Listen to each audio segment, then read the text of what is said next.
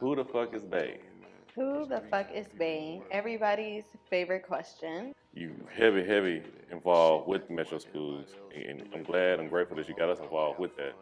Um, but what is something you think is missing with those schools? A teacher should not have to fully raise your child and teach them things that they should have learned in the home. Correct. But a teacher does help raise a child. School assistant told us like they just need more male presence in school. I think that's something around the nation that needs to happen. I feel like when you do work through God and not through your ego, it's not really a how are we going to get this done. It's just like, oh, okay, I wonder when this is going to happen, because it's not really, for me, it's not a how. It's really like a when type thing.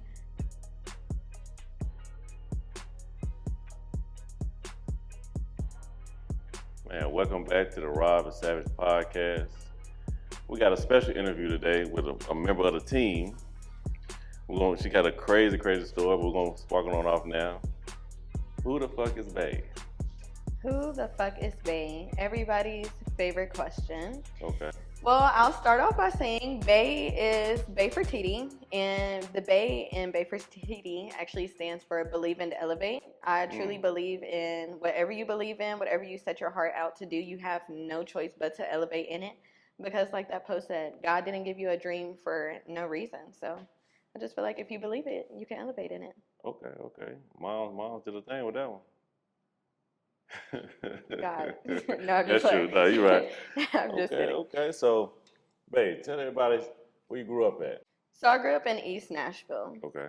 And then I later on moved to Hendersonville, which is where I finished my schooling. So I graduated from high school out in Hendersonville. That's a big transition. So you went from East Nashville to Hendersonville. Yes. Wow. Culture shock. Honestly, it wasn't that bad. Okay. It was going from East Nashville to Hendersonville Okay. back to TSU. That was kind of, I guess, the majority of a culture shock for me. Okay. I think when I grew up, kids are kids. Literally, I tell everybody I didn't grow up with anybody like bullying or any weird energy. So it was pretty normal for me, honestly, throughout middle school, high school. I didn't feel any different than the other people that I went to school with. Obviously, skin color, you can tell who's white, who's not, but nobody was acting weird or funny towards anybody, I guess. So it just wasn't that big of a deal. That's good. That explains a lot, especially with, ever since you've been involved with me and Candace, you got us really involved with community events, especially going your old school, Inglewood, and Kip Academy. So you had a good taste in your mouth from those schools. So of course, that's why you're giving back to it. Yes. Wow. So, okay. Inglewood. What's the memories you know about that school? Because, I always joke with my guys who went to, he's never got so many schools. You went to Inglewood, my homie went to Dalewood, I went to Jerry Baxter and York Park. So what was your time like there before you ended up going to Hendersonville? Inglewood, it was fun. Honestly, I can't say anything. My family has like always been very involved with whatever schools any of my siblings I went to. So honestly, when I think of Inglewood, I think about majority of family, like nice, good family memories, or honestly, just good vibes, good energy. I feel like the teachers then really cared about the students, and it showed in all of our activities and things like that, which is actually part of the reason why I'm trying to bring those activities back into the Metro Public Schools. Okay, let's talk about that, man. So I know you heavy involved with the Metro schools, and I'm grateful that you got us involved with that. But what is something you think is missing with those schools? Because even the events that we've done, we hear the report from some of the teachers, and like the students are just different now. You know what I mean? It could go a lot of it to the parents in their home. But what do you think will really change the dynamic for these kids? Having people that actually care. Teaching kids or being a principal or an assistant principal is honestly not about a check. It needs to be more about bringing in maybe what you were missing as a child. I feel like a lot of people are there in the school systems right now just for a set career, like to have a stable career, versus actually wanting to help raise the next generation. I think I see a lot of things online that's always saying that teachers should not be raising people's kids, which, yes, I do agree. A teacher should not have to fully raise your child and teach them things that they should have learned in the home. Correct. But a teacher does help raise a child. Kids are with their teachers more than they're with their parents. They're That's with true. their teachers 8 hours out the day, and then they're with you maybe, I don't Dinner even, to- literally, dinner to the like, bed. and that's no telling how many hours actually you're spending with your kid, because Right. you got to work, you have to cook, you might have to clean, you got to prepare for the next day. So I think that honestly, just the teachers having that mindset of, we are here to raise the next generation, and just honestly just understanding that. So I think that's really what's missing in our school systems. No, I agree with that. Especially when I was in, middle school, elementary school, we all have our memorable teachers. Hmm. Especially my middle school teacher, Miss Gilbert. Like, still to this day, I contact her on Facebook, and you could tell that she was really, really into her job. It wasn't just a check for her. Mhm. Like, she, and for me to be 35 and still have a rapport with her, it means a lot. So Yeah. I get that. How does your work or the many events that you do, how does that bring about that impact of the generation of raising the kids? Well, right now I don't fully know the answer to that, because I just feel like to have a direct answer of that, I have to be able to like zoom into the next 15 years to actually see how what I'm doing is helping them, I guess, in the future. But my goal is to help feed these kids mentally, spiritually, and physically. Honestly, just be a village for them outside of what they see every single day, whether it's the four walls at school or the four walls at home. I want them to know, like, this community is not just a community that you live in and that we're trying to take money or anything like that. Like, no, your community is your village. You should be able to go to anybody in your village and get the resources that you need. So I guess I'm just trying to pour my resources into these kids, and hopefully in the next 15 years they'll be pouring theirs into me. Honestly. But yeah, I hope that answered. I hope that answered it. No, it did. I did another question came out of that. So, can you tell us about some of the work that you have done recently? Well, recently, over the past, I've been working in Metro public schools when I'm here. And honestly, scratch that. I really work with Metro as a whole.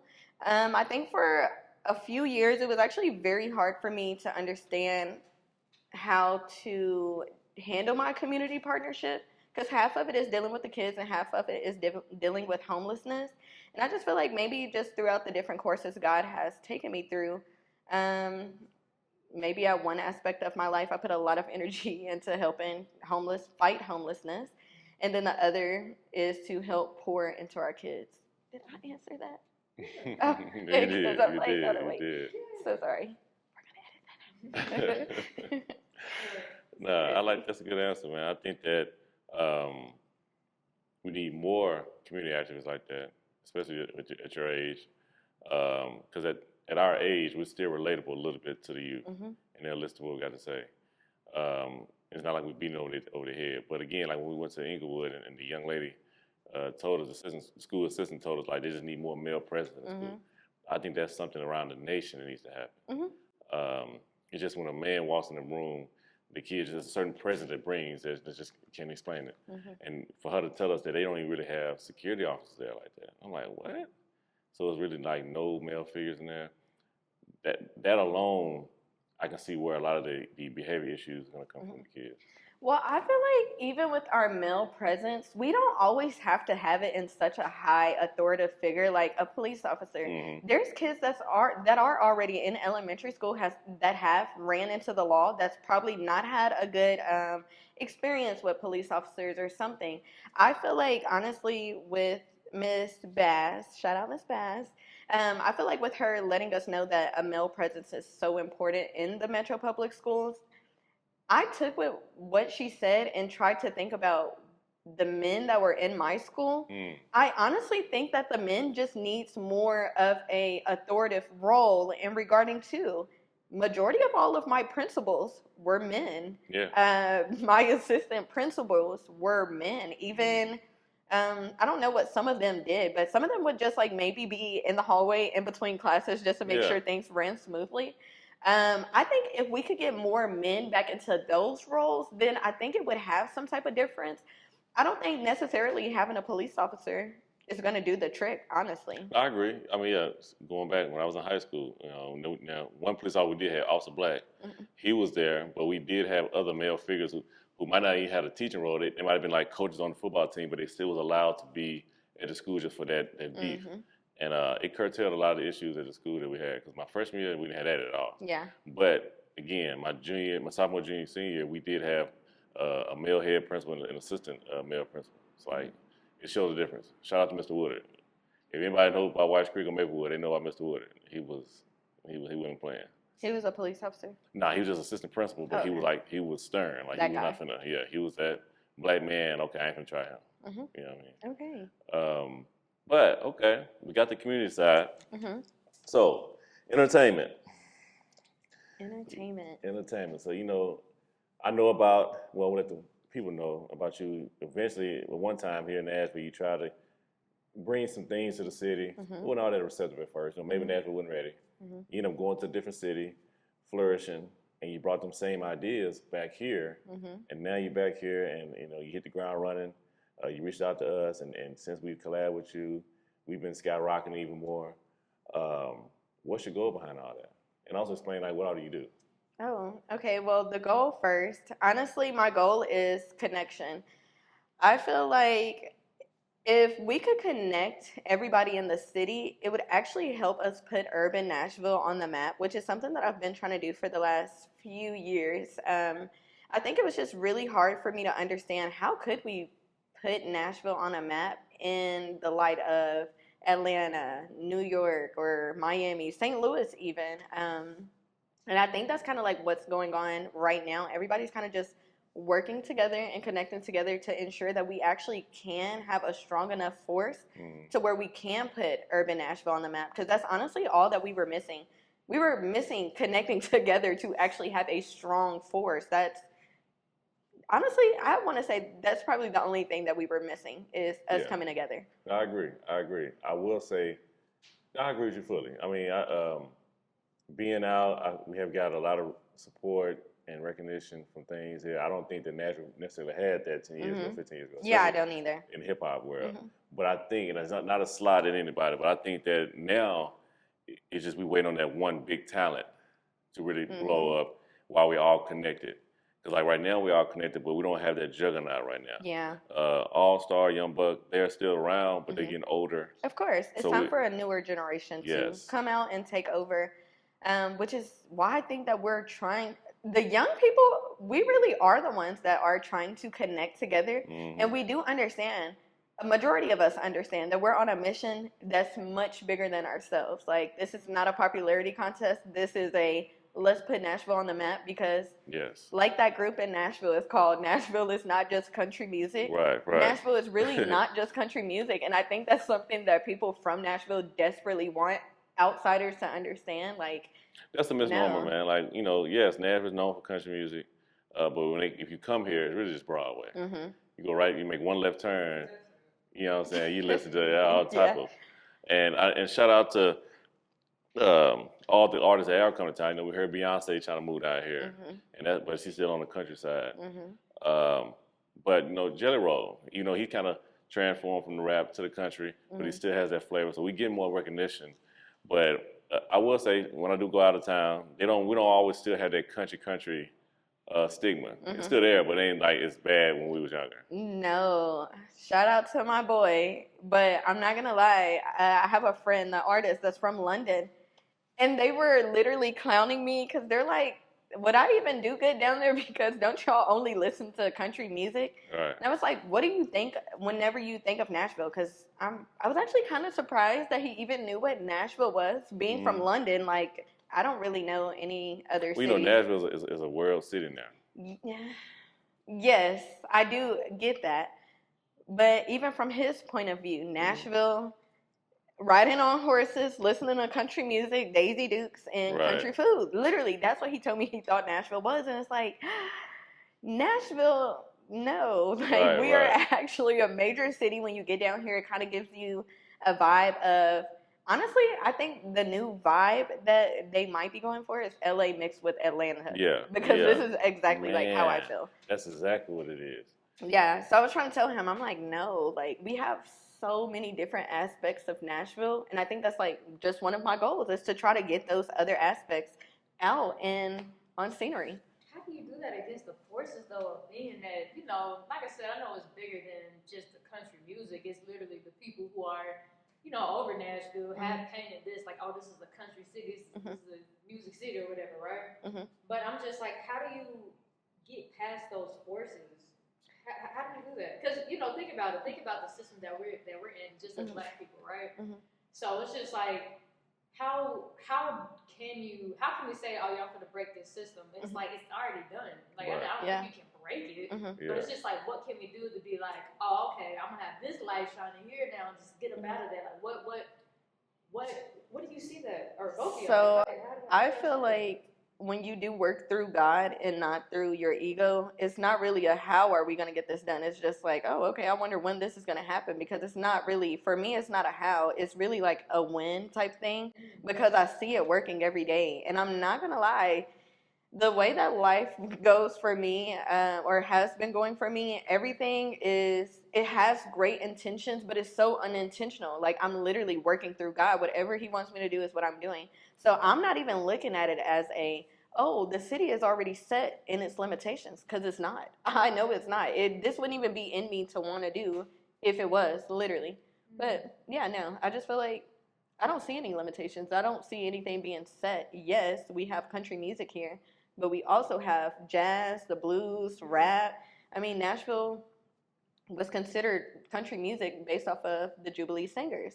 And we have blues, not museums, but like blues nightclubs here. So like Jimi Hendrix or Ray Charles or Etta James. Richard, they came, exactly, they all came to Nashville. And it's like, all of those are major Black artists. And yeah, maybe that's what I'm trying to do, is actually bring the culture back out of Nashville, because we were never called Music City off of country music. Queen Elizabeth didn't even know what country music was. She didn't, that's right. I'm just kidding. Shout out to Fist for that. Yes. I mean, but you know, and I'm glad you brought the spiritual aspect on it. I think that it's going to take, to piggyback off the spiritual side, it's going to take certain celebrities to get behind it too. Like I mentioned earlier, Beyonce coming down here, Dame Dash. That's a whole other thing. Beyonce and Jay-Z coming down here, which they already got studios here anyway. But them would also we changed the narrative. Like, okay, cool, maybe there is something down that we need to look into. Personally, I feel like we always trying to compete with Atlanta. I don't know what it is. I used to say that about Memphis, but I feel like we overtook them fully now. Yeah, except for the rappers. Yeah. But when it comes to as a city as a whole and a collective, I think the only competition is Atlanta. Well, you're looking at it from a development end. Okay. I actually appreciate, I know people from Memphis get down my throat about this, but I appreciate Memphis, because Memphis is the only city that's really close to us outside of Atlanta, that is a all-Black city. When you go into those establishments, it is a Black-owned business. Whenever you're renting a home, these are most likely Black-owned homes. I appreciate the generational wealth that's really in Memphis. I think that it gets overshadowed by crime or things that happen in Memphis, but little do everybody know, that same stuff that happens in Memphis happens right here in Nashville. It happens right there in Washington. It literally is all over the world. It's just, that's what they choose to publicize, and I don't know. No, you're right. It's a lot of Black money in Memphis. You know what I mean? They own a lot of things out there. So I agree with you. I'm trying to make sure we're not falling. Right. Yeah. 2012. But no, like, yes, Memphis has a lot of resources and there's a lot of Black money. They own their stuff. I think Nashville has that too, which we do have it. But I do feel like it's a crab in the bucket type of mentality here. And I know with you getting into entertainment, it's been some rough elbows you had to get around just to really prove your point, but you've been hitting the ground strong, man. Luckily, I stay greased up. You do, like, right? I see.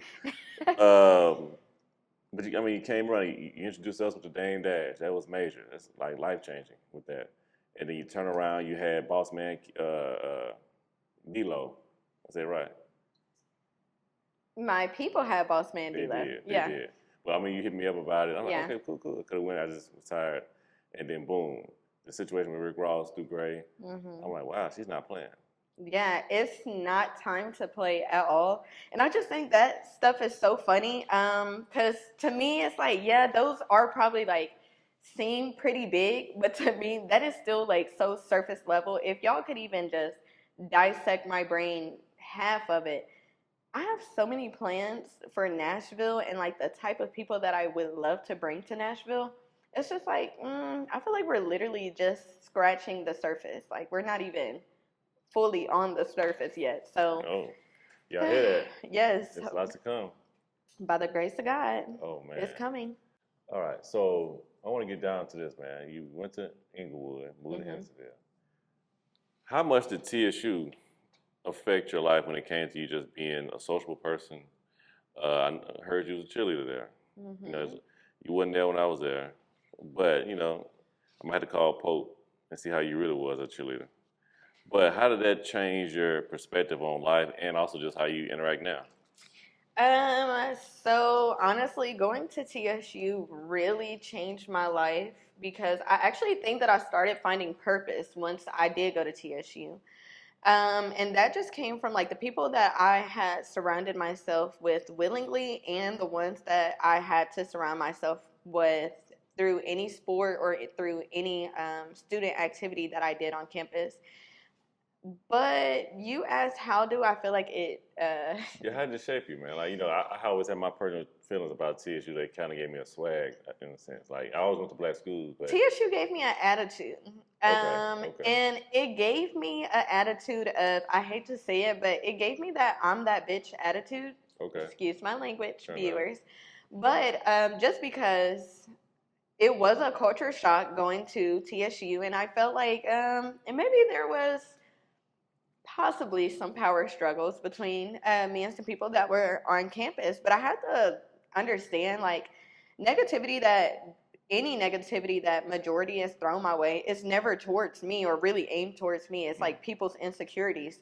So I think I never had to deal with that throughout high school or middle school or anything. So I think TSU honestly gave me a backbone and let me know that it was okay to say no, Right. and just be unapologetically myself, because why would you want to act like anybody else? And yeah, it just honestly made me a stronger black woman. Honestly, Okay. I feel. I think the youth and whoever watching need to hear that just because of it's a perception by HBCUs that it's a part of the school, and they.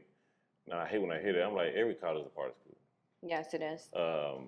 But at a HBCU, to me personally, it's the first time outside of my high school seeing black women in a certain light. Like when I was growing up, not all black women. I ain't gonna say they was all like looking ghetto or nothing. It wasn't. But when I got to TSU, almost every day you gotta have it on. Yeah. They looking prestigious. Oh no, that is so true. Man, Every day it they was got a that fashion fit on, show. and I'm seeing. I gotta get my stuff together. I wouldn't even. I'm just wearing basketball shorts. And yes. Yeah, I won't lie. Luckily, I've never been one of those girls that like will leave the house with a bonnet or anything like that. But coming up underneath Pope, oh, he was not having that whatsoever. Oh, yeah. Like, makeup needs to be done, hair needs to be done. Like, and maybe not makeup needs to be done every day, but he was so adamant about us being presentable. That's actually probably another little aspect of why I dress up all the time, because it really doesn't matter if I'm going to the store or not. I'm going to try to look my best. And I feel like Pope kind of really, really instilled that into us. Like, you can meet the president tomorrow just at the grocery store, whatever. You want to always make sure you're looking presentable, especially with the type of work that I do in this industry. It's kind of like, yeah, you do want to look presentable anywhere that you go at any time. But yeah, that is so true. Every day it was a fashion show. It didn't matter if you cheered, played football, you just were there in attendance. You're going to have a suit on. Girls are going to have on heels. We're going to interviews. Yeah. Everybody on a first interview today or something. Seriously. And I appreciate that, man. Like, it really shaped, like I said, it gave me swag to this day. If I maybe make sure I step out the house, I got, so yeah, I'm glad you said that. So when you saying Pope, you saying the president? That was the president back then? No, Coach Pope. It's Dwight Pope. He is a legend in Nashville.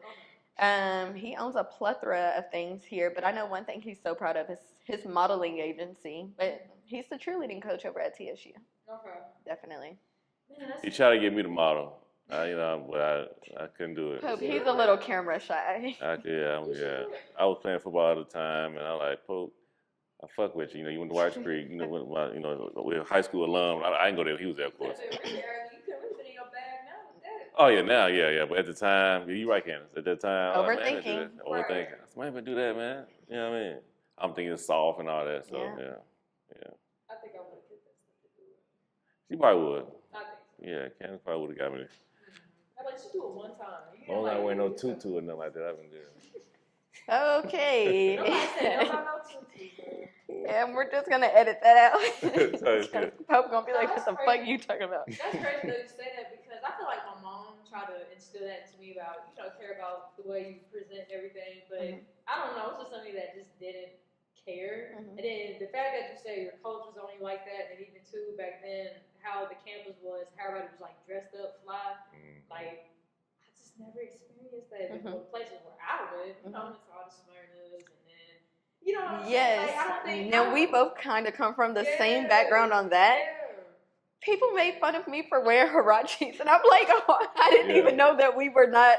I did not get that memo on we were not supposed to wear those. But I agree with you.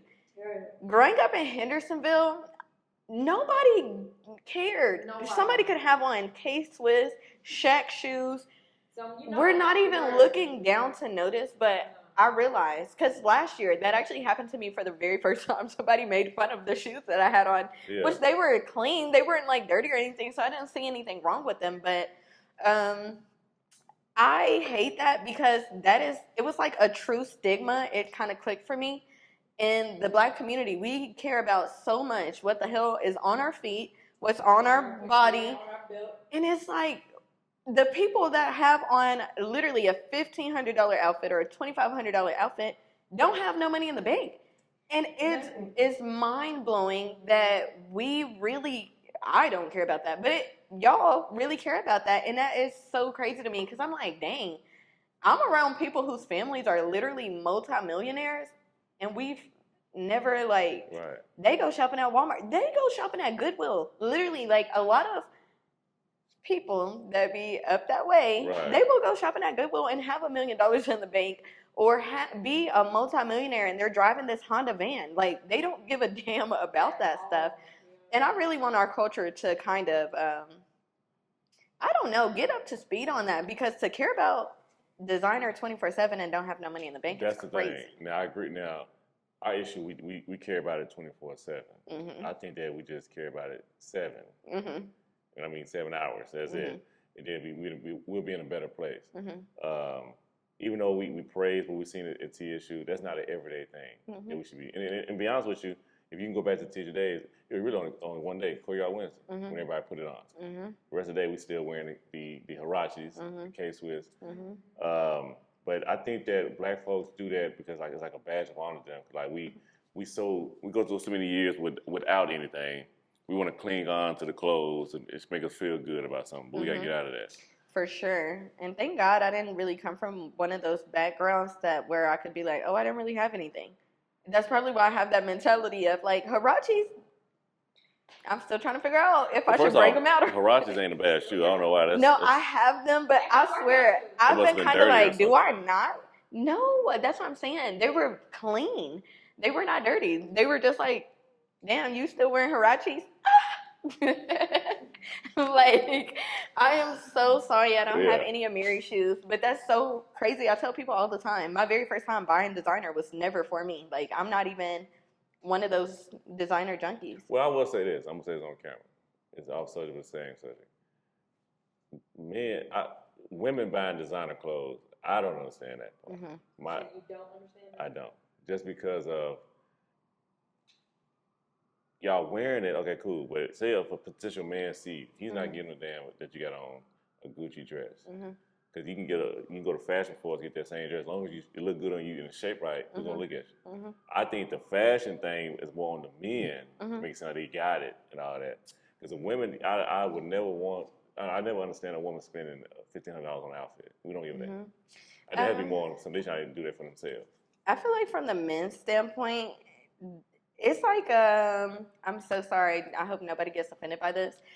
But I feel like a lot of the real lame men care so much about the Gucci, Louis, Prada because that is their only way to really kind of attract women or Stand maybe a out. certain type of woman that they're Yeah. trying to attract. Yeah. Because honestly, as a woman, I don't even think I'm really looking at to see what you got on. Like, as long as you look nice, clean, and presentable, I don't care. But then again, I do know that there are people out there who There's a, gives that, a and that's dang. that's something that needs to be said because it is a lot of women who do Yeah. kind of look at that. But let's be clear, there's limits though. You can't be out here still wearing a Bart Simpson shirt. You know what I'm saying? Well, that's what I'm Sack, saying. As you know long what I as you mean? look clean and you're well Right. put together, like I don't care. A man could go to Men's Warehouse and get a suit. He don't gotta go to no boss to go get a suit or something like that. Like, I think men just have to get more comfortable wearing suits. I didn't get comfortable wearing well, suits it until could be like 25. t-shirts. You could have on a Ralph Lauren shirt versus a Mary shirt, and I still am not thinking anything less than. I'm not gonna Here's lie. the problem, and you're right. hmm But Ralph Lauren and Mary are still brands that people respect. But you know, black folks But you still. can have on a Walmart shirt. I wouldn't even know that it's a Walmart shirt. I was gonna say, like, you know, black folks still got that thing. It could have been a USPS shirt. Now Mhm. they tearing your ass up. Now that's something we gotta get out of. You know what I mean? We do. But Were us you getting, one of those people making fun of other people? oh no, I never was. Now if you had a Bart Simpson shirt, I'm saying something. I'm sorry, but it was, but I'm gonna wear one just so you can say. Literally. see, you know, a woman though, y'all can get away with anything. That's what I'm saying. Like y'all can wear whatever, as long as y'all look good in it. We're not giving a damn. It's the Honestly, men that get people more to pay care for it. too much about what other people wear. Because as a Correct. guy, who gives a dang that you have on a Bart Simpson shirt? To me, it's like, oh, he I just think- got on a graphic tee. Right. I think he's a robber. Like, oh my gosh. I think he might try to rob me. You know what I mean? So I don't know what. He's racist. Okay. You wearing a So, Bart Simpson shirt in 2024, okay, and you're my age, okay. I Bart mean, good. Simpson. And across the street. Well, that might be all you can get. True. We That's don't even want more to reason why I judge, didn't get across the street. and we really don't want to judge people by their freaking means either, because that's another thing. It just kills me. Don't nobody know what anybody is going through, and it's like as long as they're Correct. clean, and who cares if they're not clean? They probably don't have the means to do it. I'm sure everybody would be clean if they had the choice. Some people. Some people, yeah. We gotta be careful. We're gonna edit that out too. 'cause- Yeah, because it might be offensive to the dirty people. I don't like being dirty. What you mean? I like that. Oh, okay, Exactly. my bad, bro. I'm so sorry. Right. That was not for y'all. Okay, so you get to TSU. Mm-hmm. Now you're out in the real world. Mm-hmm. Now, how was that first step of trying to get something going in Nashville? What was the ups and downs of that first? I think my very first activation in Nashville was I really can't remember if I had the fashion show here, which was like one of the first fashion shows in Nashville held at the Parthenon. It really wasn't any pushback for that at all. Like I didn't have any problems with that. And then maybe another event that I had that could have been the first one was a Halloween event for the kids. They were kids from all across Metro, but we all had a community service event at the center. Okay. Thank God, everything that I've done, I will say I haven't really had that much pushback on anything, and that's honestly just by the grace of God. So what made you go to another city to like see what's out there? Nashville was just so stagnant here. It really wasn't ready to grow in the way that I was ready to grow. You know, sometimes God have to take you out of your comfort place and place you in other cities or wherever just for you to grow. Maybe I was already at my growing point in Nashville at that time where Nashville was already at. Maybe God needed to take me out of Nashville and place me down south to where I could meet more fast-paced people who were like me. And I just feel like as soon as I left Nashville, I was just honestly city to city. That was major city. That was just moving really fast. And that's where I met a lot of my connections at. That's actually why I'm able to get a lot of stuff done that I'm able to do right now. It's because I left Tennessee and I was able to honestly go put the work in other places. And luckily, people from Nashville was kind of still watching, already knew like what I had going on in other cities. So it's like I still stayed maybe on people's mind because of social media, but am I answering the right question? She was looking at me like, I was going to say, sorry. I mean, like we said earlier, network is your network. So Yeah. you left the city, made connections. And again, like you said, I'm pretty sure it was still some Nashville people still watching. Like, what's she doing? Yeah. And then, you come back to Nashville, Mm-hmm. and wow, all the knowledge you got from the different cities. What do you think is the best thing you can improvise in the city? Networking. When I go to these major cities, whether it's New York, whether it's Miami, whether it's Texas, these people are connected throughout the city. It's kind of like one big home-based family.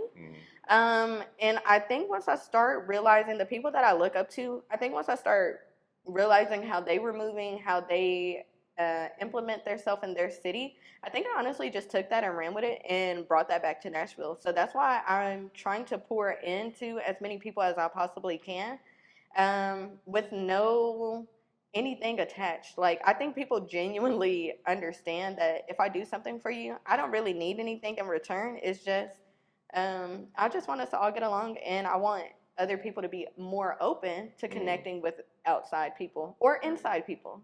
I like you Let me said ask that. you this. So, how do you properly network when you are out in the city or just really anywhere? How do you properly network? And you both can answer this because I think y'all both have this gift very well. I hate to be so overly spiritual, but I think that's another God thing. Like, you're at the right place at the right time, meeting the right people. That's honestly that's been me. Like, just having positive energy wherever I go, just making sure that I am just myself. Honestly, like, I honestly be myself, and I just think that I'm always at the right place at the right time to meet the right people who could help maybe take me to the next level or vice versa. So yeah. I want to piggyback off that. Spiritually, I have visions and I speak things to existence. So it's like, I don't know, like the networking piece, I might see, man, I want to connect with that person. And then a week later, it happens. Or I might run across them some kind of way. I feel Literally, that. like Candace been with me. Like I'm like, man, you know what? We just have a brainstorm about something. And we just go to a restaurant and that person's there. Well, they'll DM us. So I fully feel that. And I feel like God is showing me that, look, I got this for you. Just continue to try. I know I want all my kids, basically talking about God, saying I want all my kids to do as I say. I'm gonna dangle this in front of you, what you could have. Just fully obey to me. And as I'm trying to walk that walk, I'm like, man, I just gotta clean up some things. But he's showing out. I tell Candace every time I get, can you see that? I said, yeah, what? Candace, her reaction always throw me off. But networking and speaking things into existence is key, for sure. I agree. Okay. And then I have this question for you, Bae. So, with this gift or vision that you do have set out in front of you, how does it feel in a sense, like, to carry that? Like, on your day-to-day basis, like, how is it for you mentally? Because I know kind of carrying a load like that, not saying that it's a load, but, like, it can be heavy. It can almost, in a sense, be a burden. Like, damn, like, this is, because it seems like there's a lot of giving that you do. So, how can I say this? I guess, what is it like carrying that gift? Or carrying that mission and purpose over your life, and like, what does that make you feel, just from a human standpoint? Because I know we are these lovely beings, spiritual beings, but from a human standpoint, I know it can be tough carrying that. From a human standpoint, it's very rewarding and fulfilling, and it's very hard at the same time too. I'm a giver. I naturally pour into others without really needing anything. That makes me feel really good. So I do it, no thought about it. But I think the thing that gets overbearing on the human aspect of things is when you are a woman and you're the one that's pushing a lot of stuff, you never really get the recognition that you need or deserve. And I feel like sometimes that can be overbearing because I will do so much work or try to put on so many activations. And then it kind of sucks sometimes to have to maybe play that backfield role, like you weren't the one who just put this whole activation together. But it's just with that mindset of knowing this is bigger than me, it actually helps me to remain humble and to not look at it as as a jab to me, honestly, because like I tell everybody, this what I'm doing is not for a popularity contest. So sometimes I'll check myself and be like, why do you care? Like, why do you care if they know that this was you or not? Like, the blessings that you put on other people, you don't always have to get the spotlight for it. That's just not how things work. But I think with me knowing that, it kind of helps me not be stuck on the fact like, oh my gosh, why did I not get recognition for this, or why did I not get tagged in this, or whatever. It's not really about that at the end of the day. You and the people that really put stuff together know exactly what's going on, and your number is the one that's going to keep getting called at the end of the day. I think, I don't know, just that recognition thing is probably like the hardest thing for me. But I get so fulfilled naturally just doing what I love to do, to where it's not really like an overbearing thing for me, honestly. But it would be nice to get a little more recognition, I guess. I mean, yeah, I agree with you. I agree with you big time. Like, even in my personal life, some things that I do, I feel like, man, you know, but you're supposed to do that. You know what I mean? So everybody want that pat on their back every now and then. But I get it. Okay, babe. So, what you got else coming up here soon, man? You know, we talked about Dame earlier. I know that's still on the table. What else you got for the city? So we have, I think, 3 or 4 activations coming up right now with Metro. So we'll be doing like an after-school car show. We'll do that with Inglewood. We'll be getting them ready for field day as well. That's cool. I'm also in talks with Johnson Learning Academy, or is it Learning? Alternative, sorry. Johnson Alternative Academy. I'm in talks with them because next year, I guess they would like for more of the community to implement with their school and what they have going on. So we'll be meeting up pretty soon to see, you know, how I can come in and help those kids, because just one bad mistake does not make you a bad person or deem you from not being a child. They're still a child, and we still need to pour into them as we are anybody else that's in a public school. Because they was, man, the experience we had at the school, they were well mannered. They was happy to see us. Seriously, yeah. You know, they was expecting the Charleston White to be there. When that didn't happen, they still was happy to see us there. And I'm glad that you was able to put that together. Thank you. But I love to do more for them. And Inglewood. I want to do some from some of my schools too, but we'll get that down. No, yeah. Honestly, my goal is to take over, like, invade Metro almost.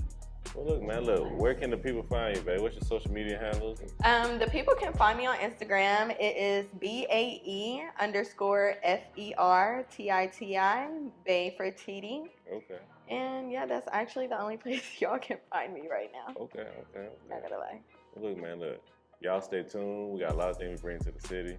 I had to bring her on, let y'all see the face behind some of the new things that we've been going on with me and Candace. Stay tuned.